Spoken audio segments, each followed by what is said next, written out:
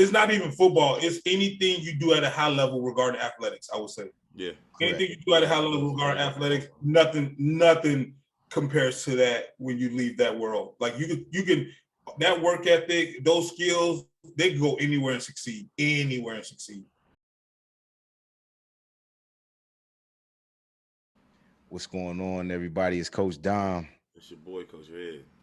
And we back for season 2 of the Players in Transition podcast. Man, we coming with something different, coming with more information and more guests from across the world. I said across the world because I done connected with some people. All right, and the two fellas that we have today, all right, they're gonna tell us about something serious that everybody need to hear at some point in their life and in their journey, because we all fear the beginning. All right, the beginning is always tough, and these brothers is going to unpack that because they know what it's like to start something big. I'm going to introduce these fellas. You got my brother Adrian Adderley. All right, and we got Tavares Ireland. Yeah. Used to be Tavares Lee. We call that boy T Lee for the longest, and it's hard. That's T.I. No tip, though. What's going on, fellas? How y'all doing? Doing pretty well. How y'all doing over there? Man, good, man. Been working, dog, to be honest with you. I saw you was up at that, what is that, conference up in Atlanta? And I saw JB was there too. Yeah, man, that was a dope connection, yo. I'm a firm believer in everything happens for a reason, and I'm glad I went to that joint. That's what's up. That conference helped me get over that hump we about to talk about, right? It allowed for me to take that leap because I saw like, oh, I really got something special. Yeah. You know what I mean? I didn't believe in the product that I have until I went to that conference. Wow, that says a lot. Yeah. But let's get into it, fellas. These fellas both play football, so as you can tell, they got thick necks and they ready to go. we all play football together at the WAG, so we all, we still in shape a little bit.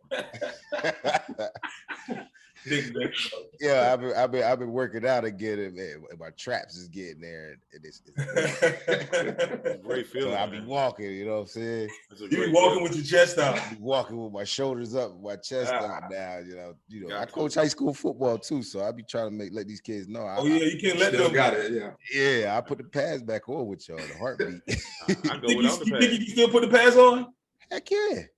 Really? In my mind, yeah. There you go. But these knees, my knees. I feel like I can still pull a push-pull maneuver on somebody.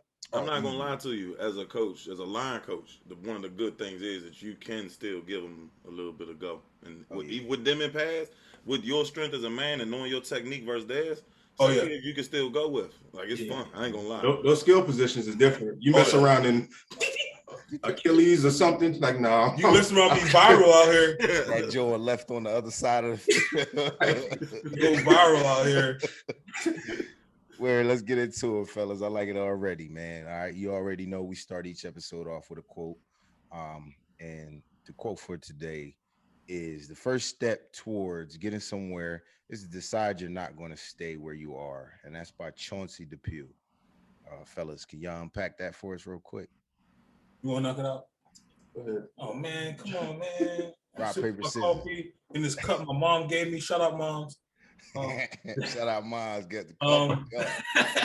No, I think the quote for me is, it goes back to like growing up in like the neighborhood and doing all the things we did, and the lifestyle that my family lived was totally different from a lifestyle I live now. And it was a lot of dealing in street entrepreneurial stuff. And I saw the result of it. A lot of it resulted in prison time. A lot of it resulted in death. And I was like, I don't know if I want to live this life. I mean, it looks fun. I mean, on the outside, it looks fun, the cars, the money, the jewelry. But is there something else out there for me to do that could put me in a better situation? And it goes back to your quote, if you want to repeat it right quick for me. Yeah, the quote is by Chauncey Depew, and it says, the first step towards getting somewhere is to decide you're not going to stay where you are. Exactly. Like, I decided not to stay where I was.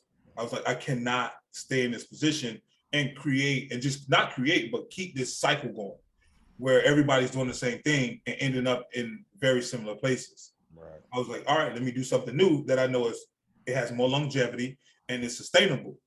I don't know what at that point in time, I knew it would be somewhat something around business, but I wasn't sure exactly what that would be, what that business embodied. But I could not repeat that cycle, and watching people and learning from their actions and their behaviors, it made me realize it's time to go a different route. That's what that quote means to me. That's how it resonates with me. Yeah, and piggybacking, we got similar upbringings in that we grew up in certain communities and saw certain things. And to loop it into the quote, I think really what differentiated us from a lot of the people we grew up with and the path we ended up taking is that you're not a victim if you have a survivor thriver mentality. If you think, hey, my situation where I grew up and all that stuff is what it is, but I can pick myself up out of this situation, and if I put the work in, I can get to anywhere I want to be. And the path we both took that springboarded us to where we are right now is athletics, right? Football. What was the ticket out? But when that ticket no longer got us past the next stop, we bought another ticket on a different train: business, finance, accounting, and we knocked that out of the park with the same mentality. This is something new. Nobody before us in our family, lineage, history, no one in our community really taught us the ropes, but we saw a path forward to financial prosperity, financial freedom through business, and we hit the ground running the same way we did with athletics. So to me, that quote does resonate very well, and I just think about how the mindset, right, that locking in, that committing yourself, and fighting through adversity is key. So, and I'm sorry to go on about it, but I was in my neighborhood yesterday. It's my grandmother's 71st birthday, and I go to my old neighborhood, and I'm riding around in this new car. A6, young A6. Hey, no. And I'm riding around, and I'm thinking, I remember growing up as a kid, there were like cars and people that you always I wanted to be that person. And then I realized, as everywhere I go in my old neighborhood, I am that person now. And you don't realize how far you've come, because I always take what I've done for granted.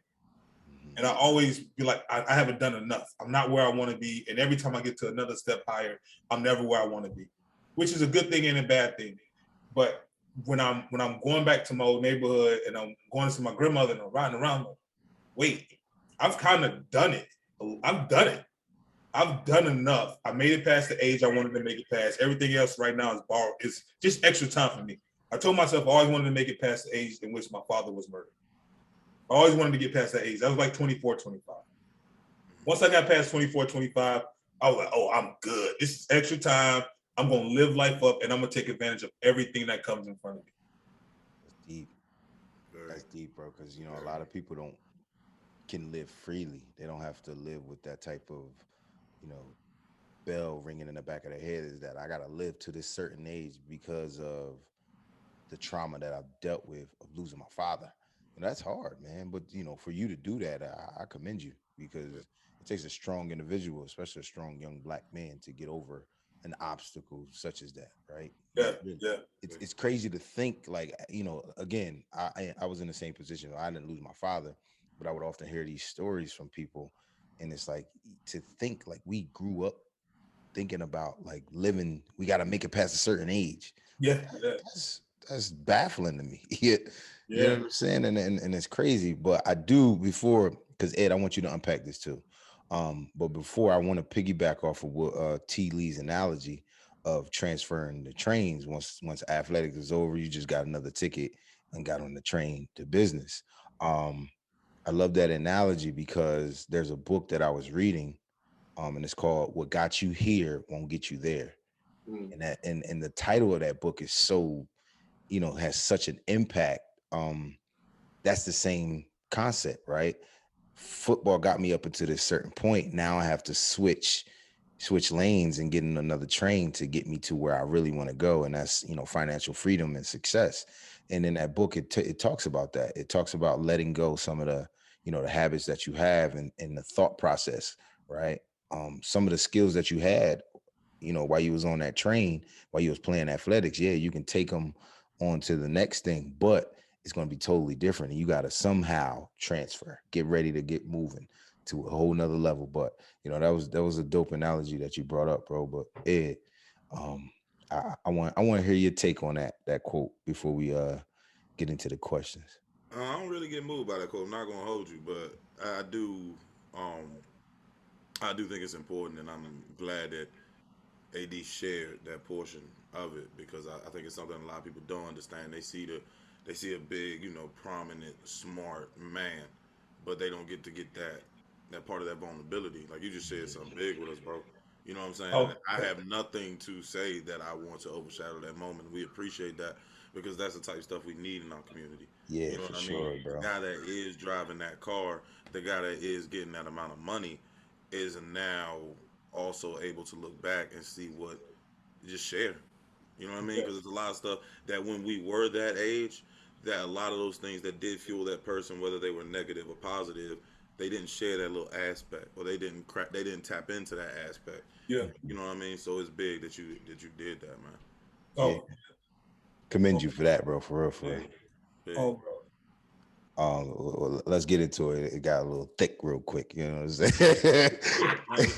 It got heavy, man. You know what I'm saying? I don't want to be crying on the podcast. Oh, we Gucci. Let's keep Man, it moving. look, man. Nah, it's deep though. We needed that. Nothing wrong with It's somebody that there's another you out there that definitely need to hear that. Yeah, I think for me, one of the biggest things I learned over the last, let's say, 4 or 5 years is communicating and being open.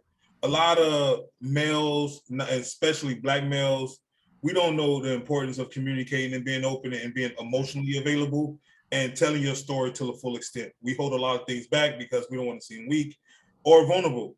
And that happens a lot. And I think what made me a better person and a better professional over the course of the last 4 or 5 years is being more open and emotionally available to certain things. Because that opens your mind up a little bit. It allows you to think clearer in a way. And I really do think it benefits a lot of people if you can capture that within yourself. Yeah, and also to that point too, about being emotionally available and in tune with it, it helps you unpack some stuff too. Yeah. Like, talking about your dad, even talking about going through some of these struggles where the only opportunity you had growing up was selling something or doing something illegal, like making money the wrong way. And not realizing how you have to kind of guard yourself growing up and how that affects you as a person. Like, oh, why isn't this person not that social? Or why don't they connect with people? Because you've been hardened by life. But again, you got to unpack all these things, and you have to be emotionally intelligent to kind of go through this stuff. You can get a psychiatrist or sit with someone, but if that's not your cup of tea, or you just want to do some introspection, like looking inward, you got to be fully emotionally in tune with all the stuff that you went through and where it got you to where you're at today. And I think it's a very important topic. So I appreciate this being discussed here. I think everyone here, and I don't want to turn this into the topic, but I mean, it's just interesting how it naturally flowed. I think everyone in this conversation right now, whether they directly went to it or it was an intrinsic thought, sought out the deeper meaning of it, unpacked that, and now they've grown to another level. Yeah. You know what I'm saying? I'm sitting here with 3 entrepreneurs. I'm doing some pretty big things myself. It's because we all were able to do that. And we hear it from a lot of people, but they don't look like us. And the truth of the matter is there's a lot of people like us that need to do some unpacking. Yes. You see what I mean? So it's like just to hear it come from is like, oh, you know what I mean? Yeah. Gotta lighten that load. Yeah, man. Well, let's talk. Let's reverse a little bit and talk about sports. Both of you played football, and I know football probably was the love of your life. We want to ask you the question, like, when did you realize it was over? Like, take us through that moment when you realized, like, dang, football, this is it. I had to tell him I went first last time. So I'll quick. I'll kick it off then, and try not to take the scenic route with my explanation. But my junior year, the last game of the season, within like 2 or 3 minutes left, it was 2 or 3 minutes left in the game. They sent me on a safety blitz. My first one of the season, had no sacks on my record. I'm getting a sack. I went in, bullied the tight end, pushed him out the way. Quarterback came up, I grabbed him. But, this man strength was too much. My fingers, my grip was too strong, and I held on longer than I should. And he took my arm almost with him and dislocated it. I got the sack, but I sacrificed my shoulder at that moment. They popped it back in, finished the game. And I really had no idea, no concept of what that injury would do to my career. That was my first real quote unquote injury. Like I was up through that point, no concussions, no knee, no nothing. So for me, I was like, all right, they popped it back in. Ray Lewis had a shoulder, Bob Sanders, like guys I looked up to when I was playing. Like they just get surgery and rehab and come back. Nah, I got the surgery 3 months after the injury. I made it through spring practice, no relapse, no injury. I thought I was good. The first game of my senior year, on my 10th tackle, with maybe like 6 or 7 minutes left in the game, dislocated it again, having another great game. And then I was like, okay, I may be in trouble. So then I was like, what do I do from this point? Talk to the head trainer. He kind of talked me through it. He was like, I think you should get the surgery, and we should give you a full rehab, like a whole year, and see what we can do with it. So I did it again. I got a 5th year. I did the surgery again. I rehabbed myself back, top of the charts on all the, metrics. We do our little summer training, and we come back and we test. And I was off the charts, right, on everything. So I'm good. I'm practicing. And then sure enough, one practice, and I remember it vividly because I was giving the freshman hell. And he like 45 giving freshmen hell. But she got man strip. They coming out of middle school. Somebody wanted to make a point. It was wide receivers and DBs, and nobody wanted to step up. It was like a block and drill. You shed them and you wrap up. Nobody wanted to step up and do the drill. So I'm a leader, been a leader. That's in my DNA. So I'm going to show the young guys on the defensive side how to do the drill, and I'm gonna show the offensive side, you don't want to get out here with me. And one guy, he just kind of he tried to make a point, and he didn't realize I had a shoulder thing. He headbutted down on my shoulder, dislocated it instantly, and he was devastated when he did it. Like he knew he messed up, and I knew he messed up, and I was like, so this is it. And this was in summer camp. They popped it back in. A couple of days later, I came out there, tried to do something, popped it out again. I was in bed, yawned, popped. So I just knew it was a wrap. And that was devastating because my whole identity was football. It's like if you asked me when I was growing up what I was going to do at some capacity is playing football. Like that was my plan, A, B, C, D, E, F, like all the way down. It was just football. Like I was going to school just to play football. You know what I mean?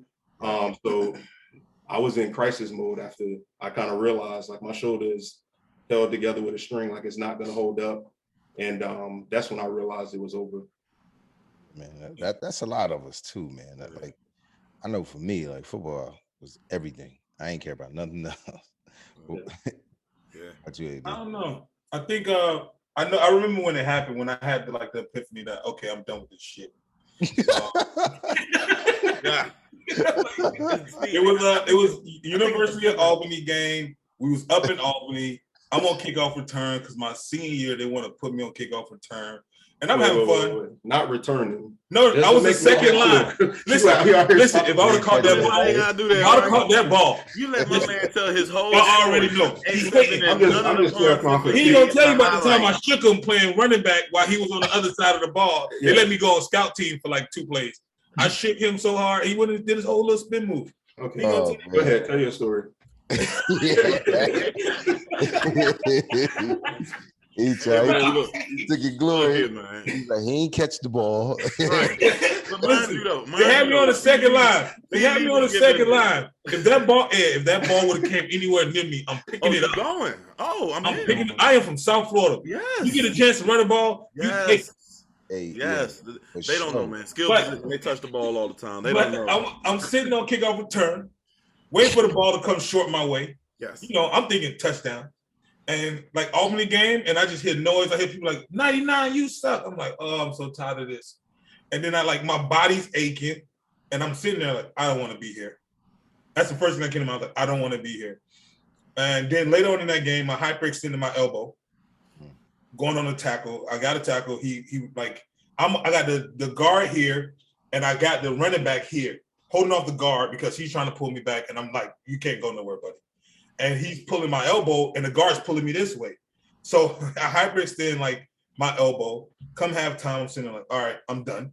I'm done. I'm like, I'm done. The end of that season, Coach Collins was still there. He asked me if I wanted to do my 5th year. I was like, no. Like, there was no hesitation in that. No hesitation in my no. He was sitting in his office. He had an office in the gym, that little glass office he had. And I'm sitting, and he asked me, I'm like, no, I am not coming back. I am not coming back. I'm done. And I just went off to grad school. But honestly, I looked, I think I told T this not too long ago, but like a couple months ago, I started thinking about football.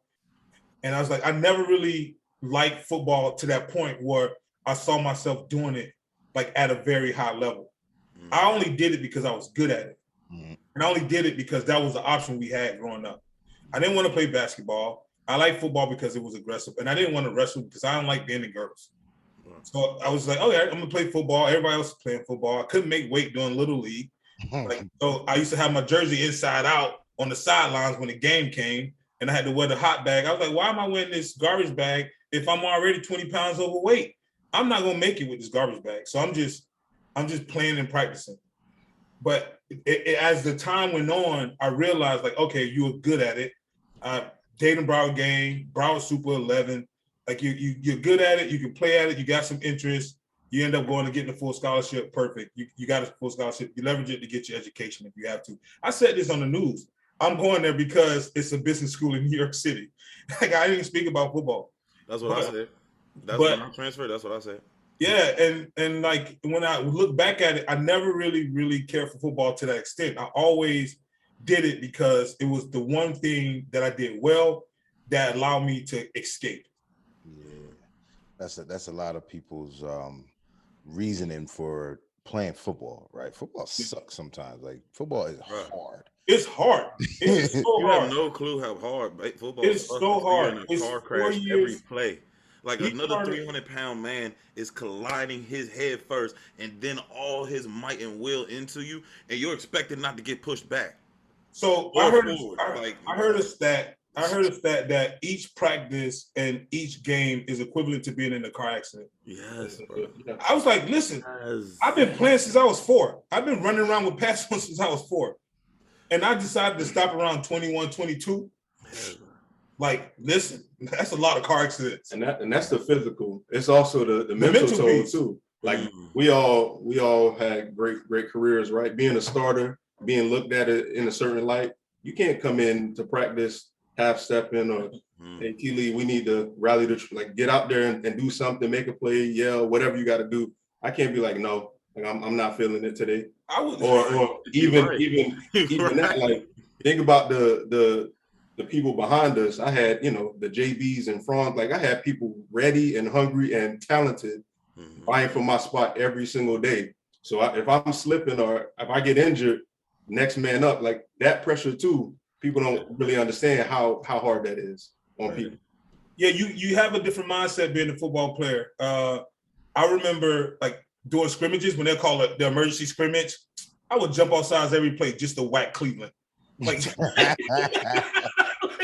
and they're like, AD, go for a lap. I'm like, it was worth it. Every play going off sides. I think for me, football became an outlet because I had so much anger, like all the way up until I got to a point where I was bigger than everybody, and that was probably in like third or fourth grade. Like, when I first started playing football a little bit, people used to pick on me. Like, I used to get picked on.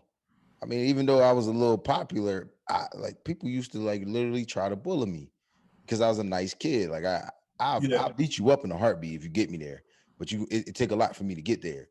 And people would bully me, and I'll go on with it until one day I just snapped on somebody. I ain't realized my strength. I just snapped on him. And I said, I can't wait to see you at practice. And I saw him at practice, and I tried to kill him.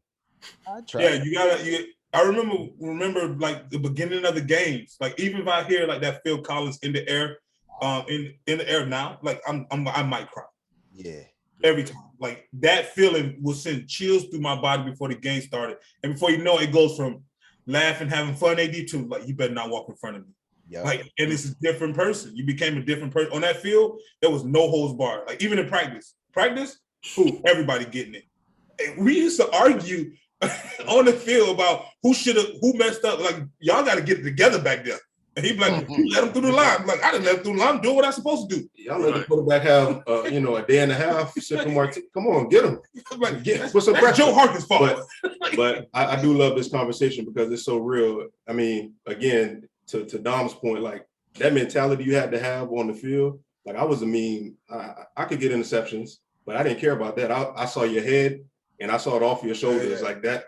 And for me, it was an outlet too, because I was angry and going back to, this emotional intelligence stuff, not growing up with a father, growing up below, and it's all relative, right? Being poor in America, God, I'm grateful to be born here because we know it could be worse, but still you had trials and tribulations. Yeah. And sometimes it felt like the gray cloud wouldn't go away. It's like, come on, give me a break. So I took it out on people all the time. Like, okay, something going on at home. Oh, this feels good. Now I'm gonna make sure you don't walk off this field. And it's a terrible thing. It's a terrible thing. A terrible mindset to be in, because once football is done, I'm not in the office like, all right, with a tear in my eye about to give a presentation. Like, it's a different, you know what I mean? You can't have that same energy. And it's not even a healthy thing to have to process every day. But like he said, before every game, if you saw me, I was crying. I remember one time, my freshman year, the first game I started, I did my whole thing, got myself mentally ready to die on the field or to kill somebody. Like, that's where my head was. And then I started crying, and somebody's like, it's okay. If you don't know the plays, it'll be all right. I'm like, you don't know that's not what's in my head. Right. It's like that Kellen Winslow, that Kellen Winslow skit that he did with Kellen Winslow was saying, I'm a soldier. It's that mentality for real. It's that mentality for real. Yeah, I don't think a lot of people don't really understand like where you have to go as a football player. Yeah, you have to, yeah. And if you can't naturally get there, if you naturally get there, you are born and bred football player. Yeah. If you naturally get there, but then what happens when football's over? Yeah. And that's what I experienced, right? When football was over, I got a wife and kids, like I'm such a spiteful. I guess football make you spiteful, right? Yeah. If I hit you, you're gonna hit them back, and you're gonna hit them back twice. Right. Right. So, and in my marriage and with my kids, if I get mad at them, I can't go back harder at them. No. I gotta soften up. But my mind just instantly went to, you gonna wake me up? I'm gonna wake you up. Right? Like I'm gonna catch you when you literally. I did this to my kids. You woke me up. All right, I'm gonna get you when you so tired, and I'm gonna just wake you up. And I caught myself like, what are you doing? like really? For a kid? Like I'm trying to get back at a kid. I was like, yeah, I got it. No, but it goes back to what you said too about, and what I said, getting off that train. There's some things that translate, but here's a prime example of something that doesn't translate. You got to leave that baggage on the you leave that on that train. It doesn't serve you. But the thing is, a lot of football players don't know how to leave that on the train. How to leave that somewhere else. They don't know how to transition to the next thing and leave those things that were football and football only in that place they left, like it was supposed to be. And how can you when you've been doing it for 20 plus years? That's most of your life. That's most of it. Takes time. Remember, you know what I mean? It takes a lot of time. It takes a lot of communication. For me, I think I'm 34 now. It took me 10 years to get to this, almost to this point where I'm at now, where I'm more open and more I'm communicating a lot better, and I'm more emotionally available. And I think once you get to that point, and obviously you can do that before a 10-year period, you can do that 2-3 years away, but you got to be willing to understand what you need and how to seek that help. Right. A lot of people, when you hear seek that help, a lot of people don't want to hear that. I mean, when I was coming up and when I was done, wasn't nobody trying to tell you like you can. Ain't no one telling you to go speak to somebody about those emotions you have. No one's telling you to do these things. And when someone does tell you, you take it as a slap in the face and not really as someone trying to help you. Right. But it really is just someone trying to help you to better understand who you are and how to transition to that next point in your life without bringing those certain, I won't call them flaws, those certain, like that certain mentality that you needed with football. Right. But I mean, there's some aspects though that do help us though. Like, Oh, hell yeah. Like More the than fact not. that More your than not. company is essentially started off that football teamwork aspect. My Yeah. success, the way I've grown, is a football teamwork aspect. Me and Don working on this podcast, teamwork aspect. Ups and downs all everywhere, but at the end of the day, the team coming together because we got a mission. Exactly. And we know we want to get done, and it's going to get done regardless of what happens. It's going to be Yeah. times we're going to be late to practice. It's going to be times where we're going to win championships. It's going to be times where it's like, hey, man, you know what? That was your fault. No, it was your fault. Just like you said, nah, the whole defense pointing at each other. It's like, well, whose fault was it? The defense's fault. It was the You know what I'm saying? Like, it is what it is. It was all our Let's fault. go next play. Most of the things that happen within football is translatable, transferable. Yeah. Somewhere else. The skills that you learn from football, being able to pick up a playbook fast, being able to read something quick and make sense of it. Just in general, when you see a play happen within 4 seconds, being able to scan the field and say, this is what is happening. Mm-hmm. And to act on that, you can't replace that when it comes to the business world. To read a room and know who you need to basically talk to, maneuver with, and associate with within that room. Right. And that's a skill that you have to be able to identify, right? Mm-hmm. What I mean by skill is you have to now step outside of yourself and identify the skills that you got from football, and how can I use these in a corporate setting or in a business meeting or whatever it is that you're doing. Because if you don't know how to articulate what you did in football and transfer, it's not really transferable. No, Yeah. very, very true. Very true. And yeah, for me, I was just going to add, everyone on this call can attest to it. But the work ethic for football, like if you can work and perform at a high level with football, Yeah. all the stuff we're doing now, it's tough. But I mean, nothing compared to football. This isn't practice in the sleet, car crash every play. Like this is just me working in 4 walls in the roof with the AC at 75. Oh, okay, I'm good. I can work a little later. I can work on the weekend. This is nothing. This is a layup.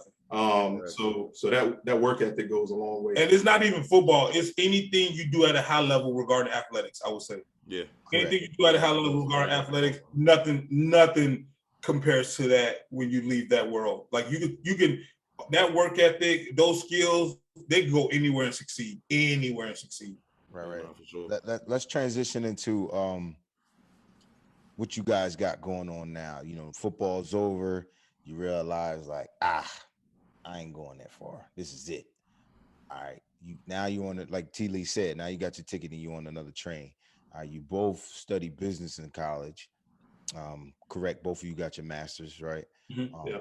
Like talk to us about what you guys are doing now, like day to day, and your business as well. So kind of take this conversation from you've got your degree already, right?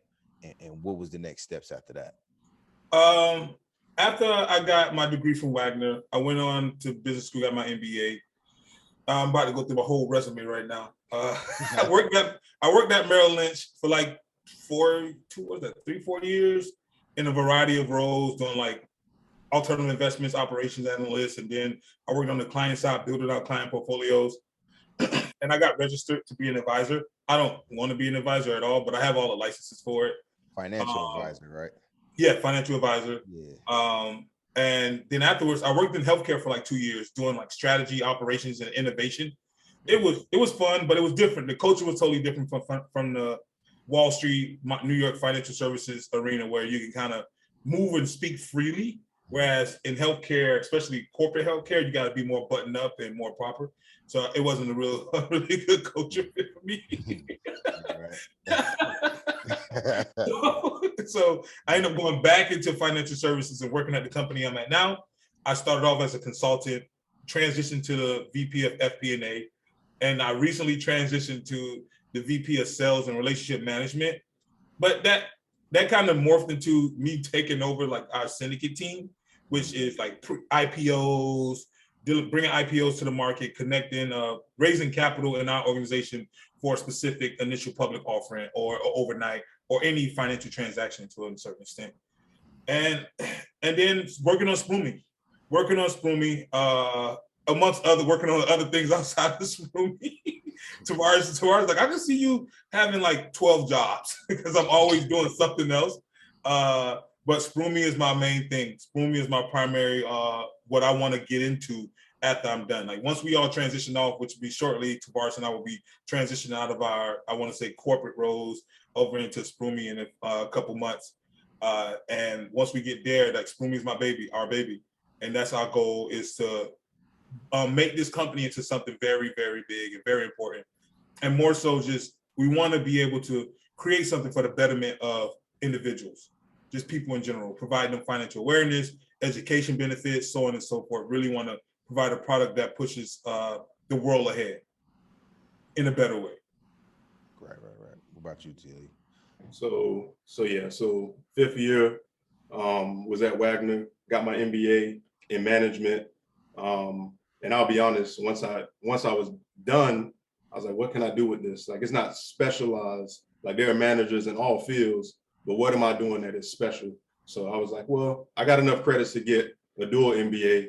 So why don't I just do that? And I got a dual MBA in management and finance. And then my last month of grad school, one of my good friends, y'all know Jarrell. Jarrell was at PwC in Virginia. He ended up wanting to go back to New York to work at PwC. So he was like, hey, I'm leaving this position. You just about done with your MBA. The role is open. It's in finance. It's kind of geared towards what you're doing now. What do you think? I was like, I think I'm outside your door. Like, I'm here. This is outside your door. I'm outside your door right now. And this is the opportunity, and I'm not gonna pass it up. And for those out there listening, PwC is one of the biggest accounting firms in the world, so it was a great opportunity. I did the interview.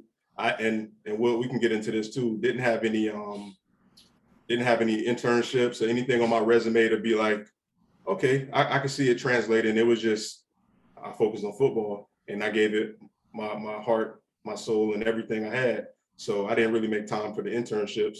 So that was challenging early days, trying to get a job. Like, okay, yeah, you got the work ethic, this, and this, got an MBA, you worked 2 jobs while you were getting your MBA, but where's the transferable skills? But they took a chance on me with Jarrell kind of, vouching for me. I did great there. I got, promoted, worked with the CFO, grew a lot in that role, operations, finance, accounting. And then I transitioned to a role down in South Florida in the engineering industry. Now I'm a manager of financial planning and analysis. I ended up getting my CPA. Again, not that I saw myself getting a CPA when I was a little kid, like that's my dream. It was just like everybody else is differentiating themselves at PwC and these companies, and I want to be there. So I'm just going to put the work in. So it was a challenge, right? It was a whole nother language. And this is going to get into the Sproomy thing. It's like, I can't even read the sentence. Like, I don't know what this is, but I'm going to outwork whoever else is trying to I'm going to get the CPA. I'm going to stay up all night. I'm going to die at this table with this book if I have to. Like, I am going to pass this exam. So I ended up passing that, and that helped launch me into the next chapter of my career, like I said, which is a manager of financial planning and analysis. So that's what I do, primarily. And then, like AD said, got the Sproomy thing going on, trying to change the world for better with that, financial literacy, personal finance, community. So that's kind of where we're at. And none of this, we mull over this, but if I look back at the process of it, I was finishing my MBA and I was done before he was done. And so I moved back to New York to escape the South Florida craziness. And because I was kind of in between, I was still I was interning, get my MBA, but still in my old neighborhood, running around. I was like, I gotta get out of here. So he helped me get out of South Florida, him and Monica helped me get out of South Florida, came back to Wagner. I drove the shuttle van around. I was studying for the CFA, and that didn't work out well. I was studying for the CFA, which is like the finance equivalent to the CPA, which is accounting. And I'm driving the shuttle van from 8 p.m. to 4 a.m. Wake up at 7 a.m., study for the CFA, study till like 12 or 1, then work out with Tavares until that time, have dinner, then hit the road again with the shuttle van. And that was the process. And like, it was a grind. We the food we ate. I remember one night, like I don't know if we had like rice and eggs for dinner. Like I don't even think there were eggs. It And was rough. again, It was not. It was really rough. It was almost like we got these degrees. I was applying to jobs like crazy. I had on LinkedIn itself had probably over 2,000 applications. On Bank of America website, I had over probably close to 1,000 applications.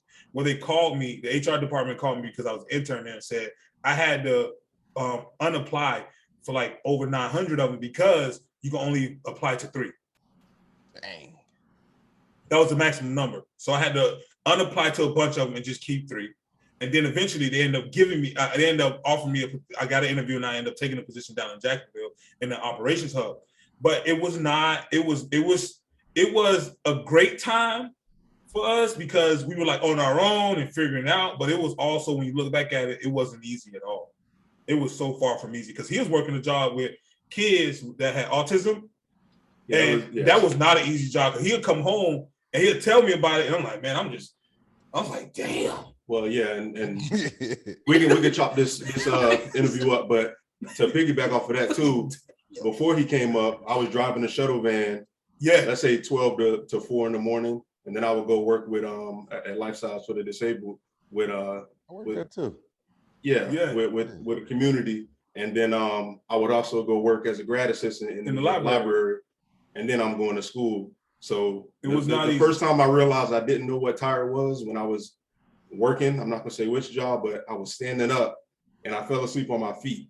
And I work hard. Like if you know anything about me at any point in my life, I work hard. But at that moment, I was like, wow, there's another level to this thing. Like I was standing up, no joke, hand to God, and I felt myself. I was like, what? I fell asleep. So that was where I was at, and shout out also to Monica again because she helped us a whole lot. And my first boss, Miss Hart, I told her these stories. Again, I don't have anything on my resume, but I can tell you one thing: like you're gonna get somebody who's gonna work and who's gonna be committed. And I was pecking at those keys, and then by a couple weeks in, I'm, but again, she had faith in me, and again, we're going back, and I think it's a beautiful thing. That work ethic I developed and cultivated on the football field, and I just transferred it to the business world. Yeah. I know my high school coach told us when we were in high school that football is a small microcosm of life. Oh, man. And I really, like, Dan Parrow, Georgetown Prep, I keep that with me to this day. Like, it is. Now you see. You don't understand how big the world is until you actually jump in it. Like, after you finish, like, whatever it is that makes you a non-adult. Like if you're in college, you still kind of living a little like free a little bit. But once you become an adult, it really hits you. And you're like, wait a minute. This is what my parents had to go through? How the hell they pulled this off? I still don't understand how my mom was a single mom, like welfare, EBT, Section 8, and took care of 3 kids when I was growing up, 4 in total. And I was like, how? Yeah. You had Nintendo. You had something that you was like. I had games, and I remember going to the mall and crying about getting some shoes. I wanted these Penny Hardaways so bad because this kid Bruce had them, and he was selling out at school. I was like, Mom, I really want these shoes, and I couldn't get them, and I couldn't understand why I couldn't get them. And I'm crying in the mall, like really whining in the mall for him. And she tried her hardest, and then before you know it, she scrapes up the money to get it. She takes money from the light bill, puts the light bill off. Like, and just to give me the shoes, and I don't know any better, but I remember that I recalled it as an adult, and I called her and I said, thank you. Man, that especially them single moms, man. I actually wrote my senior thesis on single parenting. Like literally wrote my whole senior thesis on that because I realized how hard it was, yo. Real life superheroes. Yo. It's hard to raise kids with 2 parents, like me and my wife. Like I'm looking at it like, got my kids and it's like, yo, these jokers, man, they can eat, boy. They can eat. And then there's diapers here, diapers there, food here, food there. You got to do this. You got to think about it. It's like, yo, how does somebody do this by themselves? Right. That is crazy to me. Crazy. But yeah, man, talk to you guys took us on a journey. that I appreciate, because you get to see like the steps, right? You know, you talk about your titles, but it took something to get there, and it took something, a different type of effort to get there. I want y'all to talk to us about, you know, the new baby that y'all have, right? And talk us through those steps that y'all got there, right? That y'all just got over the hump and y'all just started, right? Because I know it wasn't easy. Starting something is always hard. Like, you know, the beginning is always tough. And I tell my kids at practice, you know, coaching football, I said the beginning is always the hardest part. All right. And then there's along the line, there's the part of staying consistent. And that's hard. But just keep going and it'll get better. I'm not gonna say it's gonna get easy, it'll get better. Yeah. Yeah, talk to us about what y'all got going on with Sproomy, and take us through that journey a little bit, how y'all got started. All right, so yeah, I'll get started since AD doesn't want to. So yeah, no, it goes back to, again, a lot of the childhood stuff kind of culminated in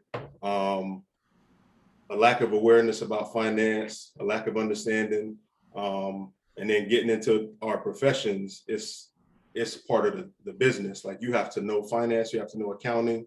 You try to differentiate yourself with these licenses, and like I was saying before, I was studying for the CPA license and realizing, man, I don't know anything, like nothing. But then again, I could turn on the TV, I could tell you down the distance what the play should be. I turn on the radio, I'm singing I can, every hook, but I cannot for the life of me look at this book and understand the language, what they're asking, what they're saying. And then it just was like an epiphany, like, why is that? And why can't we do something about it? And the first person I thought about was AD, because, again, similar backgrounds, both Aquarius, like one of my best friends. I was like, I put 2 days in there. You can't have it all. I mean, you in the circle today. but no, one of the first people I called, and I'm like, what do you think about this? And immediately, like, that's it. Like, that's the ticket. But the challenge with the idea was no one else. Like, this was a one idea as far as I knew. And before I even kind of had the call, it was like, okay, let's look to see if somebody else is doing it. It's like, well, nope. Okay. So now we're one of the first people to kind of really think about this idea. And the challenge with that is, like, there's no blueprint. We have to draw it up. And to say it was, I mean, if you saw where we started and where we are now, you would think night and day, like different people founded that, whatever that was, because that's not this. Like, we had all these different ideas. Yeah, it was a farm and animals and like trying to make this thing work and workable. But the journey, it started off, to Dom's point, it was very challenging. Now it's more rewarding. We can see the vision. It's coming together nicely, and it's almost a blessing that it's taking us this long, right? Yeah, we're going to be this 7-year overnight success, because what we started with wasn't it. And now we realize that, because we've iterated, we've developed it, we've thought about it more. We've tapped into different people in the industry and in education and finance. We just have more knowledge under our belt. So again, it's more rewarding in that we can kind of see this process and get to where we are today.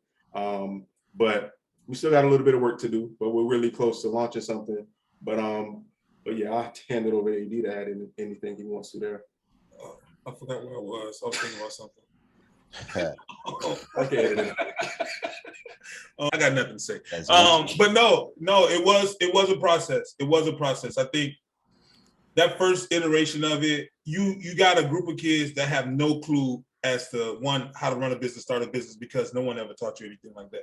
You didn't come from someone where people was giving you back knowledge and telling you, okay, this is what you do, here's how you go about it, here's your idea. We didn't have people to give these ideas to and actually, here, this is how you go about it. We had no starting point.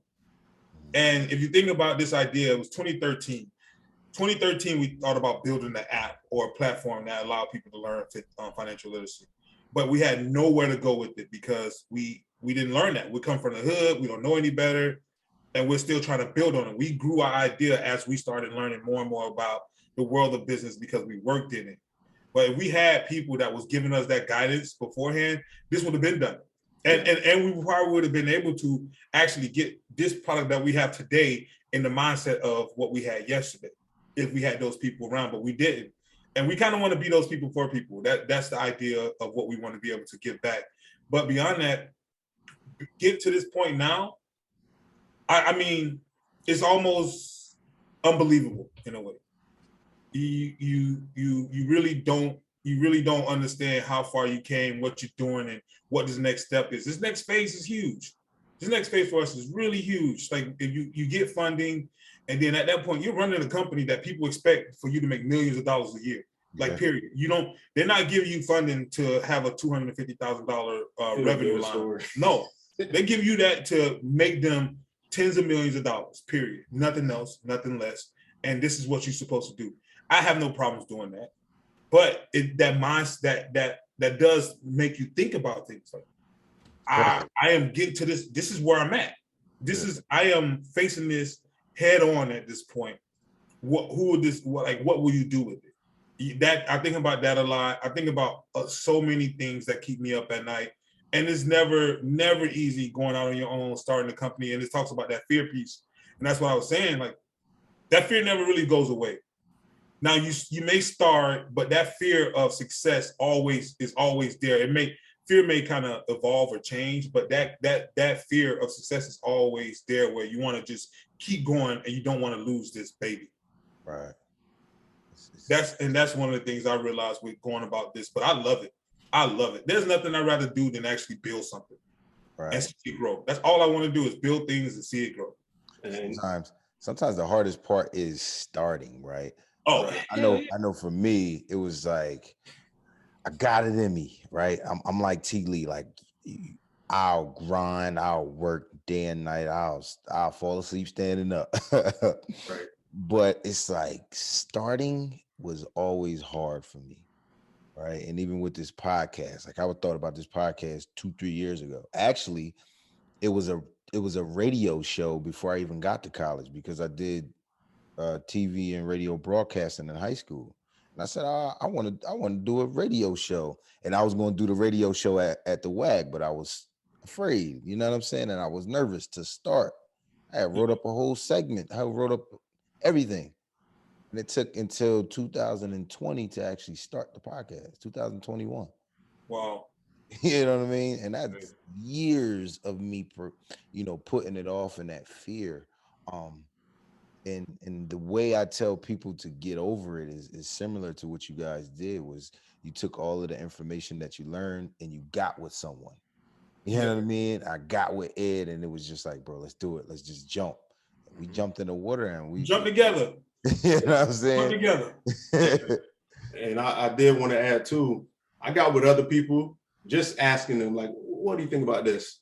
And 99 out of 100, that's a great idea, but it won't work. Right. Like, it's too complicated. It's a great idea, but it's too hard.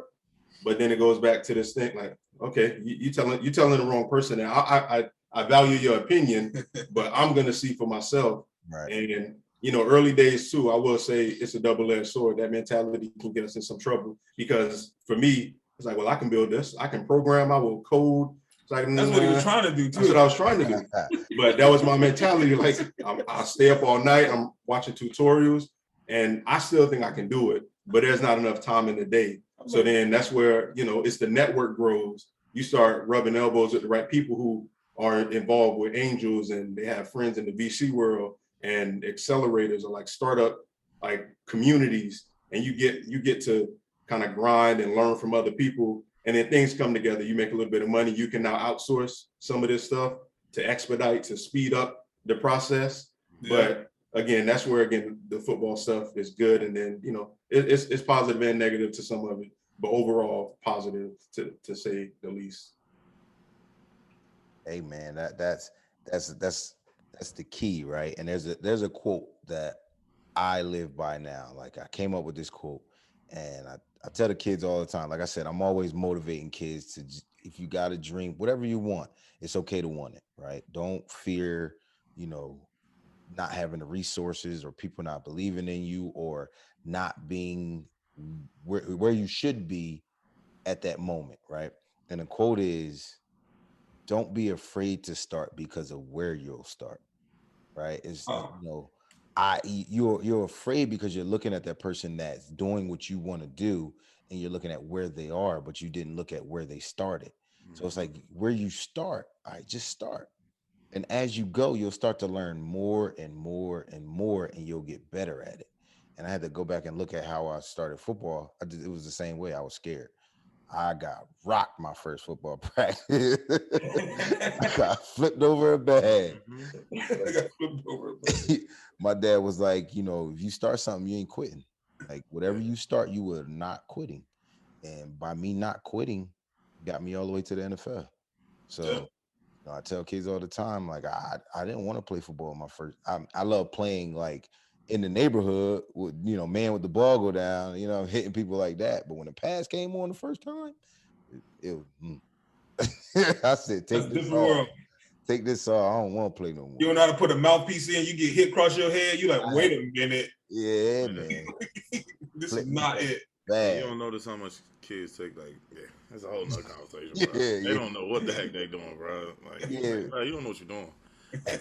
In high school, you don't know what you're doing, bro. Yeah, real quick, fellas. In like a two-liner, I want you each to describe what Sproomy is or how effective Sproomy can be to people. Go ahead. Come on.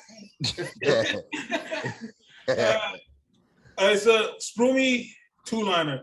Sproomy is a financial literacy focused app that allows an individual to learn, communicate, and also allow someone to actually put all those things that they learned and communicated with other individuals on the app into action.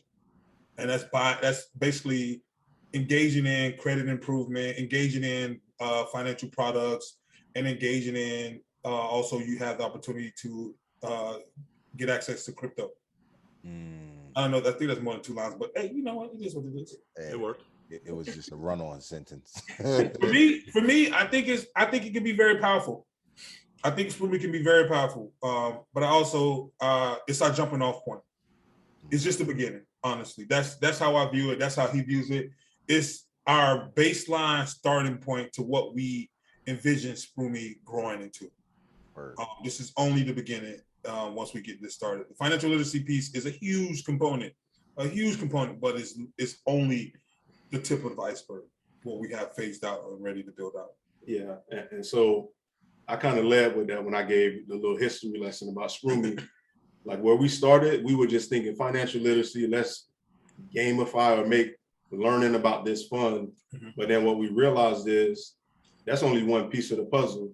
You can teach somebody how to fish like in a simulation, but if you don't get them out on the boat, like it's different. Right. So it was like we're teaching, but we're not giving people an outlet to actually put things into practice. And then the second part of it is kind of building this brand, this product around like a lifestyle, like the communication part, like having the conversation at the dinner table with your kids or your wife, or talking finance with your friends, like making that a part of the process too. Again, those two components were not there early stages because in our heads, okay, financial literacy, let's teach it.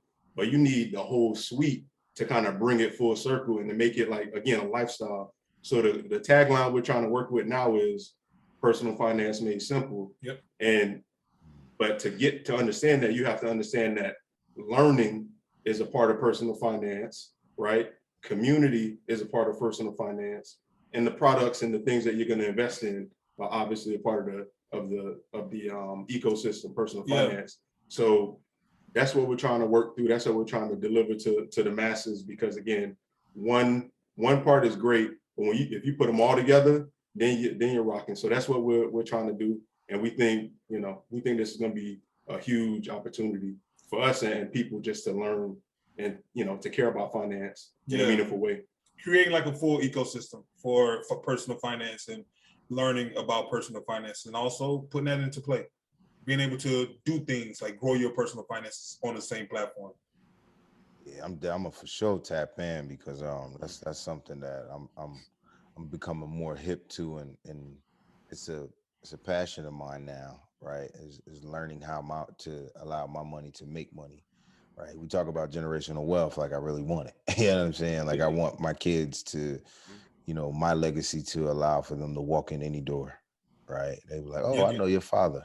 You know what I'm saying? They know me by first name. They don't know, they got to search me or Google me. They know, oh, Dom, I know him. Yeah, that's your dad? Yeah, come on. You know what I mean? I want that for my kids. Yes. You know? So, nepotism. Yeah. Shoot. Why not? Oh, hey, listen, I'm right there with you.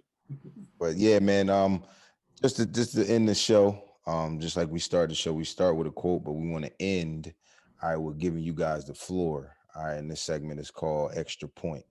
Right. And what the extra point is, you can add anything else you want to say, anything, right? This is your show at this point. So you can ask us questions or, add any extra point. Let me think. It ain't got to be a question. It could be a quote. It can be something inspirational. Like I said, it can be something off topic or talk about Sprue Me some more. Like it's just an extra point. All right. The question part is just to help people. So for me, I say this to everyone, and I feel like everyone needs to just be themselves. And it sounds very simple. Just be you. Do what makes you happy. Work with what makes you happy. Now, everyone has that period where you got to work for somebody else. Right. If you don't come from money and someone can't fund your ideal off the get-go. But be you. Be you. Be happy. Enjoy life however you see fit. And do what makes you most happy and maximizes your life and your life potential. I try to emphasize that, and it's like one of those simple things, but very complex, because it takes a lot for someone to get comfortable with themselves. Mm-hmm. But I always tell everyone I meet, and be like, "Oh, how can I do what you do?" I'm like, "You don't want to do what I do. Do what you want to do. Like, don't do what I do. Do what you want to do. Like, really know who you learn. Try to get to a point where you know yourself. Because a lot of people assume that they know themselves, but they're lying to themselves about it. They're basically portraying someone else that somebody wants or expects them to be. Yep. But I always try to tell people to be themselves and be the most happy with yourself and do whatever it takes to get there. Bars. That's good. That's good. Yeah, it may be along the same lines. I was really maybe thinking, like when you were saying that, right? There are parts of the grind and the struggle where you have to do things that you may not want to do. Yeah. Like again, I didn't see myself being in finance or accounting or this, that, and the third. I knew ultimately I wanted to create things, not even necessarily be an entrepreneur. I'm more of a nerd. Like, when I was a kid, if there was any kind of electronics, I'm breaking it down, putting it back together. Like I want to see how things work. I want to innovate. I want to create. And again, not necessarily for $1, but that's just how my brain processes and works. That's what I enjoy doing. So I went a route that enables me, to Dom's point, to leave a legacy, leave some money, put things in place for kids, family, relatives, be a resource. If you have questions about finance and accounting, I may not know everything, but I know people who do, or I can figure it out. So, and it helps me in my everyday. Like with Sprue Me, the stuff I know goes a long way. And then also just being able to, like I said, get myself in a position where I'm successful and I have a nest egg and I can retire on my own terms. I can live my life the way I want to. I travel. When I was growing up, never went on a vacation. I always told myself I'm gonna see the world when I have the funds to do it. And pre-pandemic, out here, I'm everywhere. I'm somewhere every year. Everywhere. Like nowhere domestic. It's always somewhere foreign. And again, that was just a promise I made to myself. And again, I didn't necessarily think I was gonna get there doing what I'm doing professionally, but it made the most sense to me in order to get to a point in my life where I can do the things I want to do. And that doesn't mean that you don't take those shots or do your thing early, but understand too, like there are going to be grinds, there's going to be rubbing elbows, there's going to be things that you have to do to get yourself to a place where you're successful.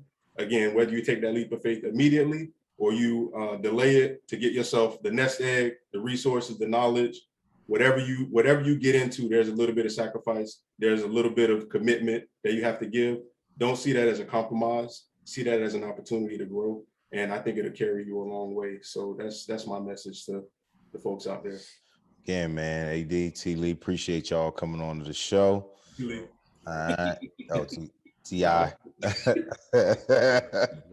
Appreciate y'all brothers coming on to the show, man. I'm definitely looking forward to Sproomy.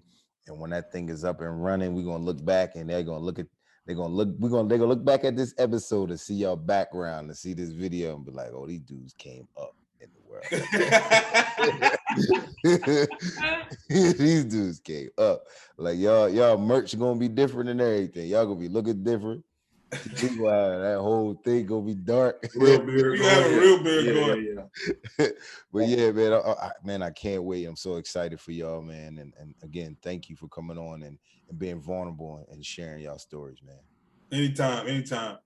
Thank you all for having this type of platform for individuals like us to actually come on and speak to the masses, and also with y'all. Like, having a conversation with y'all has been great. This is always a good conversation with y'all, and I really enjoy that. You guys keep an open forum. You allow people to be comfortable.